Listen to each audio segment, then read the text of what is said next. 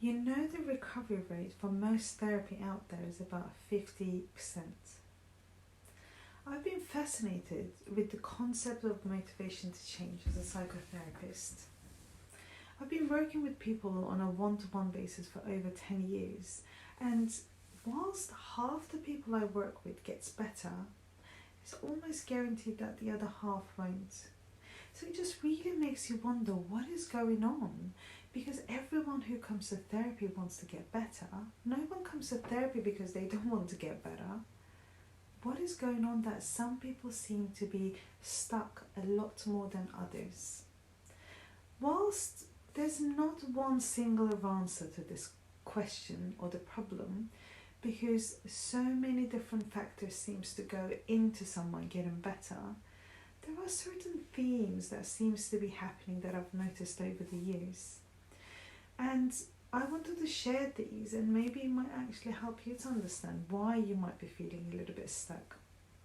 In particular, two themes that I recognize that seems to be happening over and over.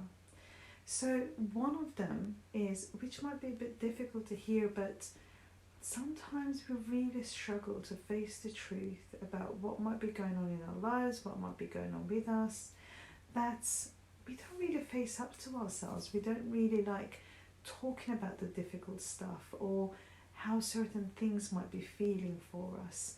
And so when people come to therapy, they kind of realize that actually I have to do the hard work. I have to talk about this stuff and I have to think about this stuff. It's not some magic solutions. And so when we look at and face the truth about what might be going on for us, this is when the healing tends to begin most of the time. But having said that, sometimes the timing may not be right. That maybe you're just not ready, and there's nothing wrong with that at the same time. But a lot of people come into therapy thinking they are ready when they're not.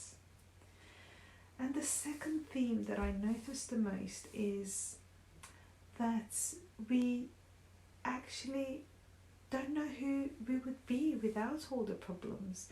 It's like the depression and the anxiety and the panic attacks and the PTSD, they become part of our identity, and we almost do not know who we would be without those things. And that there's kind of like a uncomfortable familiarity staying in that place. And letting go of that uncomfortable familiarity feels actually scarier or less desirable than keeping things as they are, because that's what you know. So it's really, down to you for you to think, could I be suffering with some of those? But maybe share with me what you think in the comments, and maybe some of the reasons that why you think that you might be feeling stuck. Okay, good luck.